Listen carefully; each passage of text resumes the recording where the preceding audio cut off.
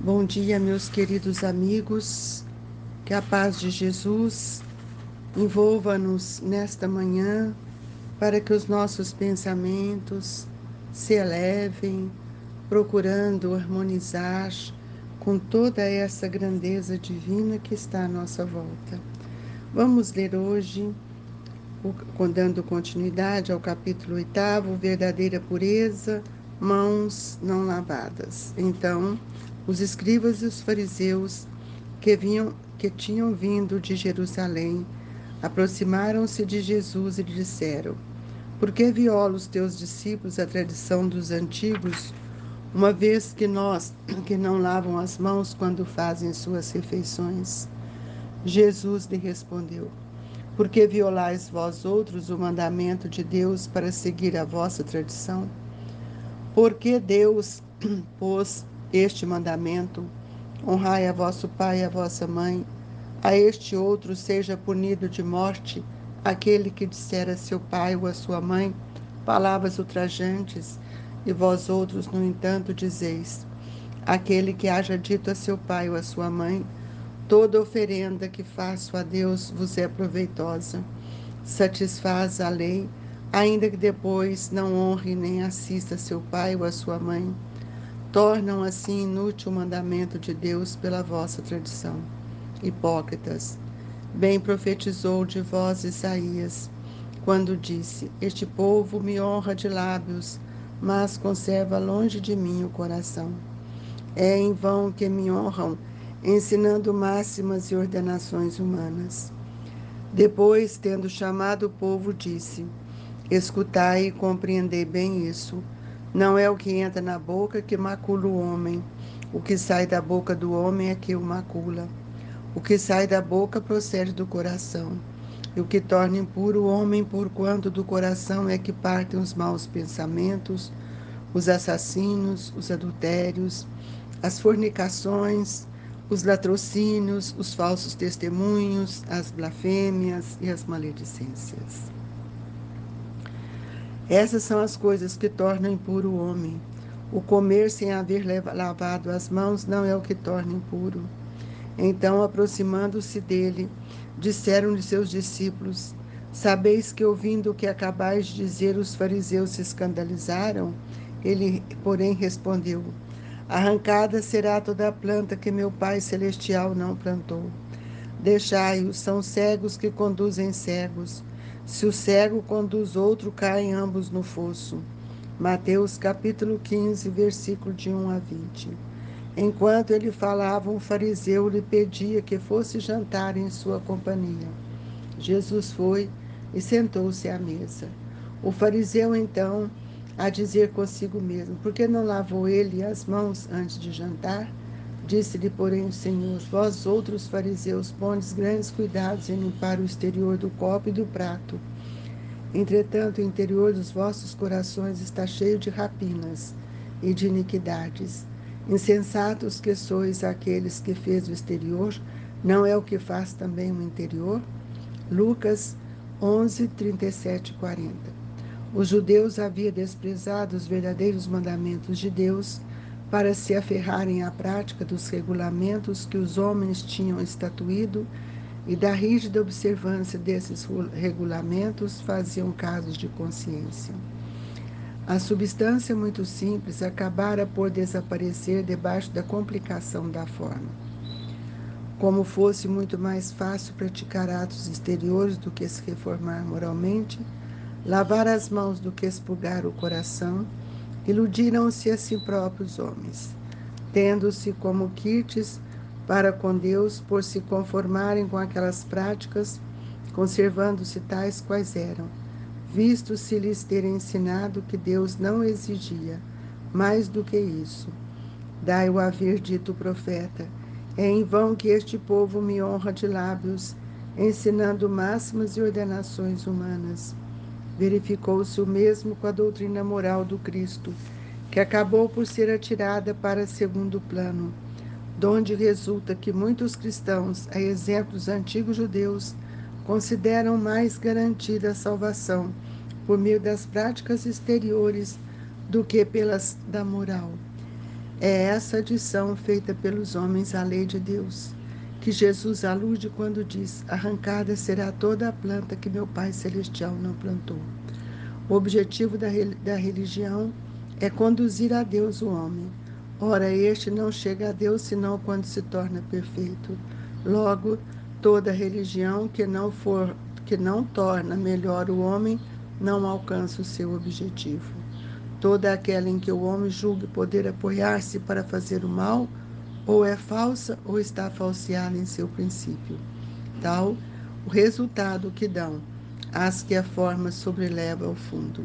Nula é a crença, eficácia dos sinais exteriores, se não obsta a que se cometem assassinos, adultérios, expoliações, que se levantam calúnias, que se causam danos ao próximo, seja no que for. Semelhantes religiões fazem supersticiosos hipócritas, fanáticos, não porém homens de bem. Não basta se tenham as aparências da pureza, acima de tudo, é preciso ter do coração. Amado Jesus, que nessa manhã gloriosa os nossos pensamentos possam unir a tantos corações para vos agradecer, Jesus, por tudo que tem nos dado. Especialmente, Mestre, a compreensão do seu Evangelho, harmonizando-nos cada dia mais com seus ensinamentos. Jesus, olhe por todos os nossos irmãos que se encontram ligados a este momento conosco, que eles se fortaleçam, que eles se sustentem na fé e que a esperança nunca lhes falte. Que a bênção divina do seu amor esteja com todos nós. Que assim seja. Meus amigos, é uma lição que nos chama atenção, verdadeira pureza e a mãos não lavadas, que essa lição é muito vivenciada ainda por todos nós, quando nós nos ligamos ainda às práticas exteriores. Muitas vezes, olhando, observando a conduta externa do homem, não somos capazes de analisar tudo aquilo que o coração fala, aquilo que verdadeiramente retrata o nosso sentimento. E nós vamos ver que essa lição nos convida a refletir em alguns pontos importantes que vem sendo trazido por Mateus e Lucas. Aqui ele diz assim: por que violais vós outros o mandamento de Deus para seguir a vossa tradição? Porque Deus pôs este mandamento: honrai a vosso pai e a vossa mãe, e a este outro: seja punido de morte aquele que disser a seu pai ou a sua mãe palavras ultrajantes. E vós outros, no entanto, dizeis: aquele que haja dito a seu pai ou a sua mãe, toda oferenda que faça a Deus vos é proveitosa. Queridos irmãos, nós temos leis que regem a nossa vida. E nós temos observado que nessa passagem que mostra que esta questão externa, quando os fariseus observam a presença de Jesus, que ele é convidado e ele assenta à mesa sem lavar as mãos, logo eles perguntam para eles, para ele mesmo, por que é que ele não lava a mão? Então, e por que nós violamos tantos as leis de Deus? Como, por exemplo, honrar o vosso pai e a vossa mãe. Hoje nós estamos vivendo um momento tão difícil do desrespeito à família, desrespeito aos pais. Muitas vezes por modismo ou comodidade, ou não sei nem a palavra certa, nós hoje temos visto assim que os pais mais velhos, se eles não tiverem um recurso de sobrevivência, eles passam muitas dores porque os filhos não têm tempo, muitas vezes colocam em determinadas casas de repouso, de velhice ou nos asilos.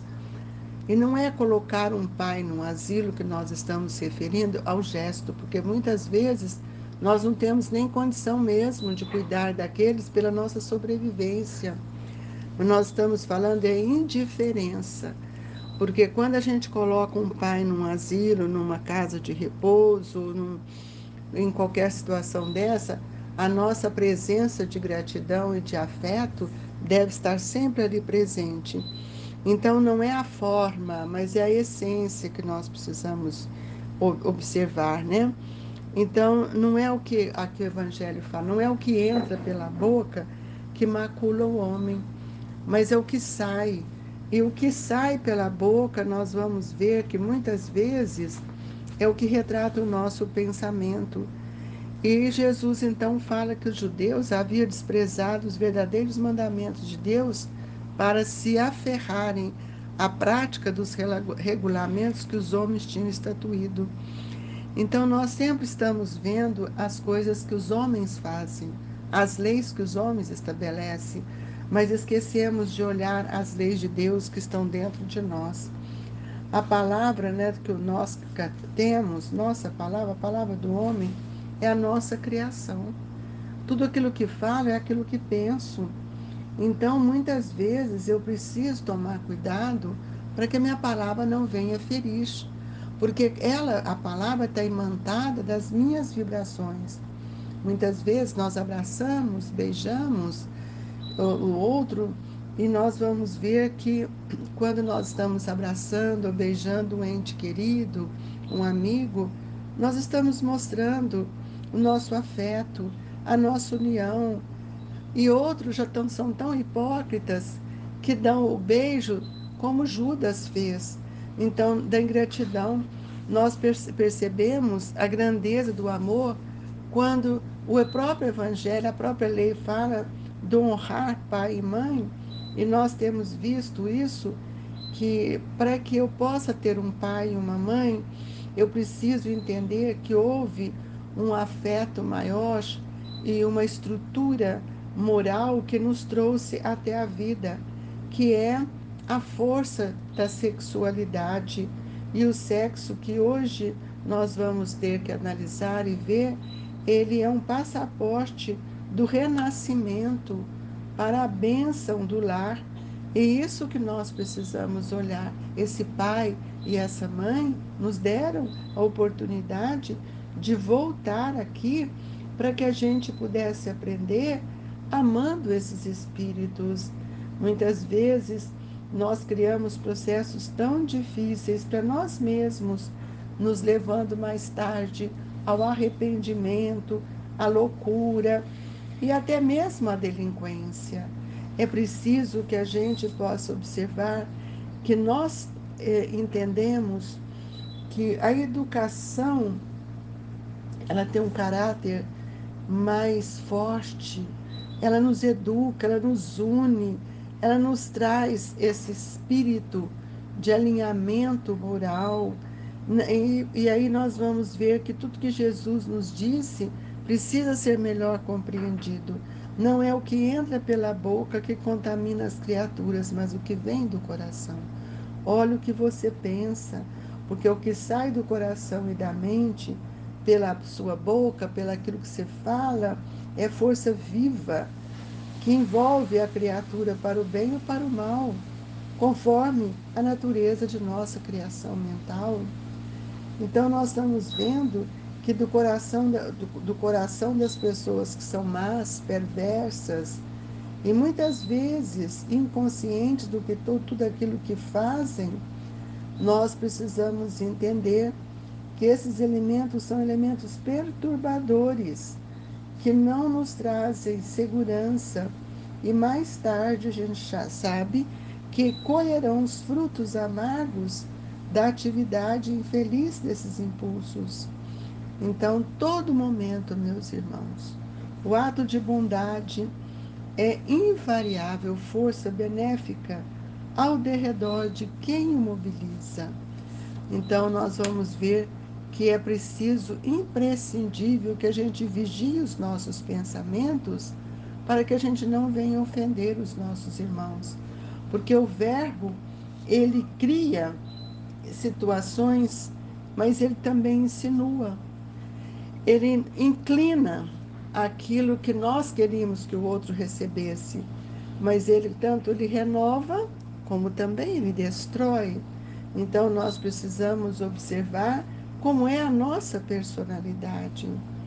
Então, todos os dias acontece alguma coisa em nossa vida que nos chama a atenção sobre as questões do Divino Mestre.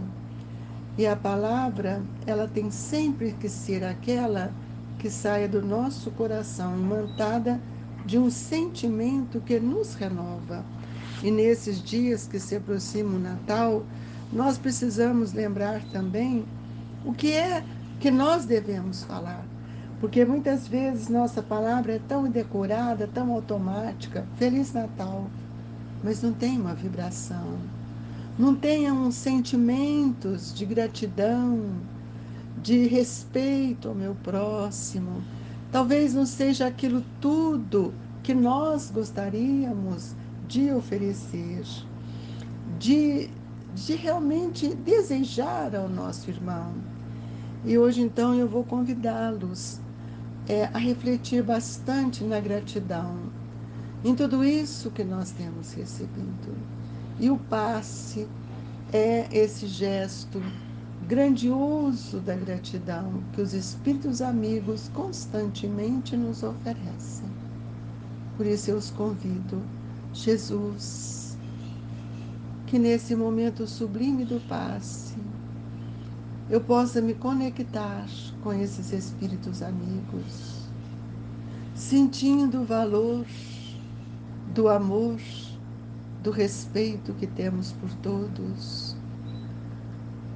Nós te rogamos que essa transfusão de energia nos seja dada para a imantação do nosso organismo espiritual, perispiritual, que o passe nos abasteça, nos renove, que a nossa água seja fluidificada, que possamos sentir o valor desses momentos em nossa vida, rogando em favor daqueles outros que se encontram enfermos, irmãos queridos,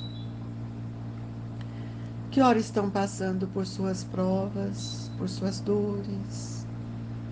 Traga o bom ânimo ao coração de cada um, Jesus, levando esta vibração de amor a todos aqueles a quem os nossos pensamentos buscam nesta manhã. E assim, Jesus, com imensa gratidão, nós gostaríamos de, nesse instante, fazer nosso momento de gratidão ao Natal, ao seu nascimento, na palavra de Cassimiro Cunha, uma mensagem recebida pelo nosso querido Chico Xavier. Mestre amado, agradecemos em teu nome, em teu Natal de alegria, a paz que nos anuncia a vida superior. Por nossa esperança em festa, pelo pão, pelo agasalho, pelo suor do trabalho, louvado seja, Senhor. Envoltos na luz da prece, louvamo-nos teus dons supremos, nas flores que te trazemos, cantando de gratidão.